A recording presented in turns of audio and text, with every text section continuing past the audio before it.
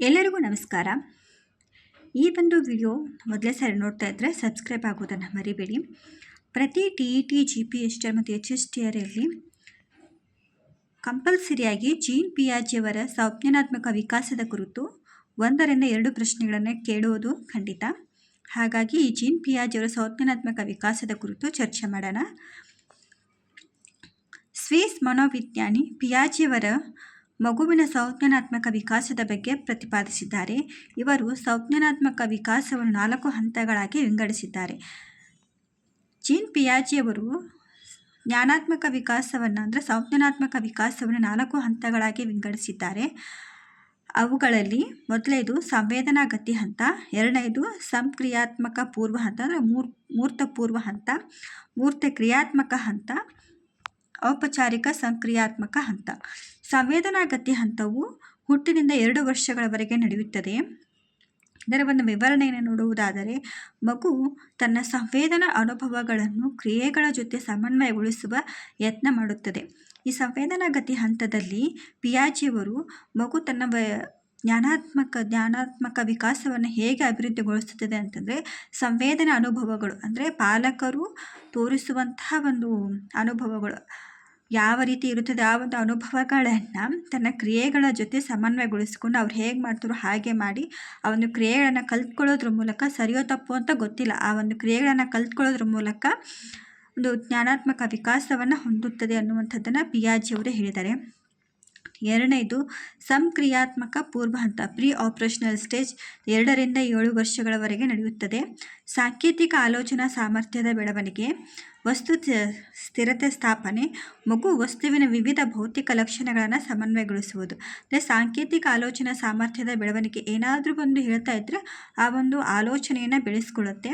ವಸ್ತು ಸ್ಥಿರತೆ ಸ್ಥಾಪನೆ ಅಂದರೆ 0 ರಿಂದ 2 ವರ್ಷದ ಒಳಗಿನ ಮಕ್ಕಳಿಗೆ ಒಂದು ವಸ್ತುವನ್ನು ತೋರಿಸಿ ಅದನ್ನು ಮರೆಸಬೇಕಿತ್ತು, ಅದನ್ನು ಕಾಯಿಗೆ ತೊಗೊಂಡು ಹೋಯ್ತು, ಗುಬ್ಬೆ ತೊಗೊಂಡು ಹೋಯ್ತು ಅಂತ ಹೇಳ್ತೀವಿ. ಆದರೆ ಈ ಒಂದು ಹಂತದಲ್ಲಿ ಮಕ್ಕಳಿಗೆ ಆ ಥರ ಏನಾದರೂ ಹೇಳಿದ್ರೆ ಅದು ನಿನ್ನ ಕೈ ಹಿಂದೆ ಇದೆ ಅನ್ನುವಂಥದ್ದನ್ನು ಹೇಳ್ತಾರೆ. ಅಂದರೆ ವಸ್ತು ಸ್ಥಿರವಾಗಿವೆ ಅನ್ನುವಂಥದ್ದು ಕಲ್ಪನೆ ಬೆಳೆಯುತ್ತದೆ.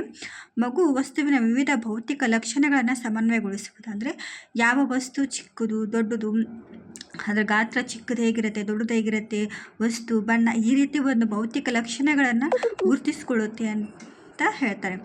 ಮೂರ್ತ ಕ್ರಿಯಾತ್ಮಕ ಹಂತದಲ್ಲಿ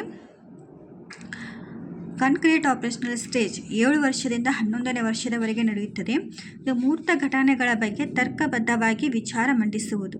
ಯಾವುದಾದ್ರೂ ಒಂದು ಘಟನೆಯನ್ನು ಹೇಳಿದ್ರೆ ಅದು ಸರಿಯೋ ತಪ್ಪು ಅನ್ನುವಂಥದ್ದನ್ನು ವಿಚಾರ ಮಾಡಿ ಹೇಳುವಂಥದ್ದು ಕಲ್ತ್ಕೊಳ್ಳುವಂಥದ್ದು ಈ ಹಂತದಲ್ಲಿ ನಡೆಯುತ್ತದೆ. ವಸ್ತುಗಳನ್ನು ವಿವಿಧ ಗುಂಪುಗಳಾಗಿ ವಿಂಗಡಿಸುವುದು ಅಂದರೆ ಘನ, ದ್ರವ, ಅನಿಲ ಈ ಥರ ಒಂದು ವಸ್ತುಗಳನ್ನು ವಿವಿಧ ಗುಂಪುಗಳಾಗಿ ವಿಂಗಡಿಸುತ್ತೆ. ಎತ್ತರ, ತೂಕ, ಬಣ್ಣಗಳಲ್ಲಿ ವಿಧಗಳು ಈ ರೀತಿ ಒಂದು ವಸ್ತುಗಳನ್ನು ವಿವಿಧ ಗುಂಪುಗಳಾಗಿ ವಿಂಗಡಿಸುತ್ತದೆ.